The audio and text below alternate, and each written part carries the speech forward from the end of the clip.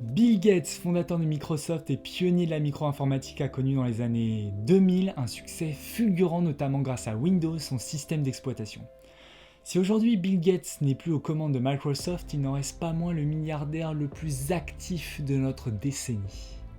Si on suit la carrière du personnage depuis quelques temps, on sait qu'il consacre désormais la plupart de son temps à lutter contre les pandémies, et notamment contre le paludisme.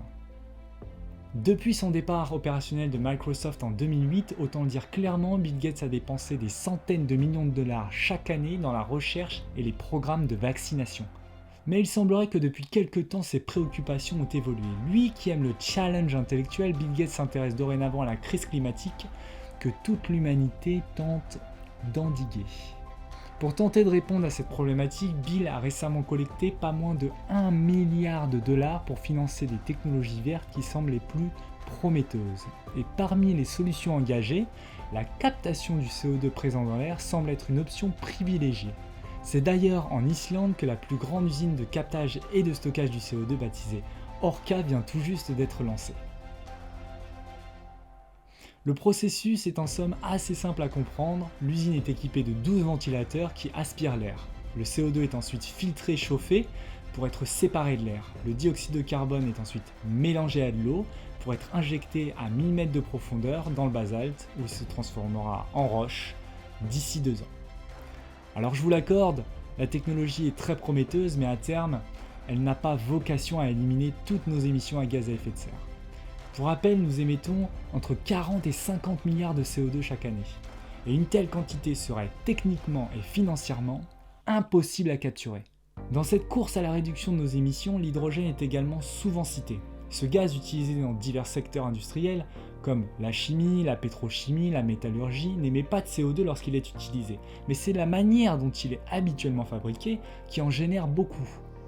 Chaque année, l'hydrogène émet 830 millions de tonnes de CO2, soit l'équivalent annuel du Royaume-Uni et de l'Indonésie combinés. Mais il existe une alternative à cet hydrogène polluant, l'hydrogène vert. Cet hydrogène repose sur un procédé bien plus écologique, la décomposition de l'eau. Il s'agit ici de dissocier des atomes de dioxygène et de dihydrogène qui sont combinés dans des molécules d'eau. Ce processus n'émet pas de gaz à effet de serre dès lors que l'électricité qu'on utilise provient de filières vertes comme l'éolien ou le solaire. Et vous imaginez bien que cet hydrogène écolo intéresse beaucoup de pays et notamment la Chine et les États-Unis. Mais d'ailleurs, la France a également annoncé en 2020 7 milliards d'euros d'investissement dans ce domaine afin de devenir le leader européen de la production d'hydrogène vert.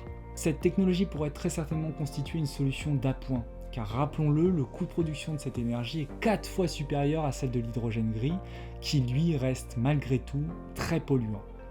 Vous le savez sans doute, dans cette course à la transition énergétique, certains secteurs peinent à réduire leurs émissions. Le secteur aérien est un des secteurs où la transition verte est la plus complexe. Si l'on voit se développer des alternatives sur la route, l'avion électrique, lui, n'est pas du tout à la hauteur des espérances.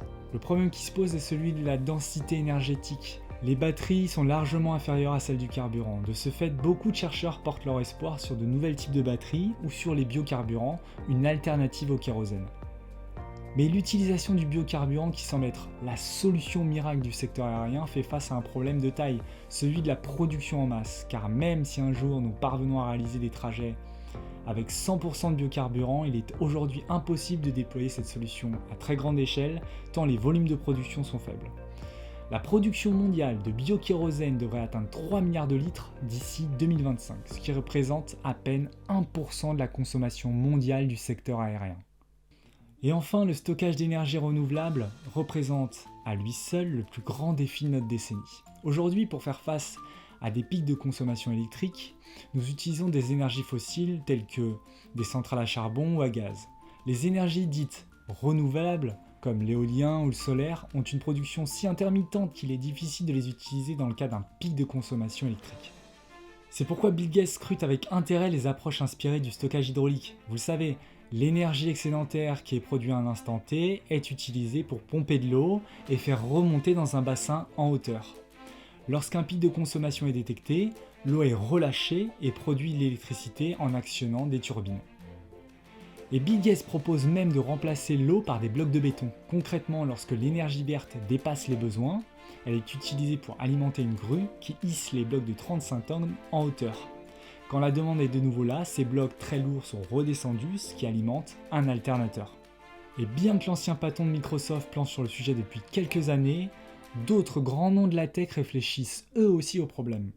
C'est notamment le cas d'Elon Musk et son entreprise Tesla qui propose une nouvelle solution de stockage d'énergie sous forme d'une immense batterie baptisée la Megapack. Tesla assure même que ce type de batterie est justement adapté aux projets de grande envergure. L'entreprise indique qu'un site équipé de batteries Megapack de 1 GW serait ainsi en mesure d'alimenter tous les foyers de San Francisco pendant 6 heures. D'ailleurs, les batteries géantes de Tesla sont déjà utilisées sur plusieurs sites américains et australiens, et d'autres projets arrivent. Apple a par exemple annoncé qu'ils utiliseraient les batteries Tesla sur leur prochaine ferme solaire californienne, dont la capacité permettrait d'alimenter l'équivalent de 7000 habitations pour une seule journée. Quoi qu'il en soit, si nous devons atteindre la neutralité carbone le plus rapidement possible, et ainsi endiguer le changement climatique, de nombreuses autres initiatives publiques comme privées devaient être amorcées.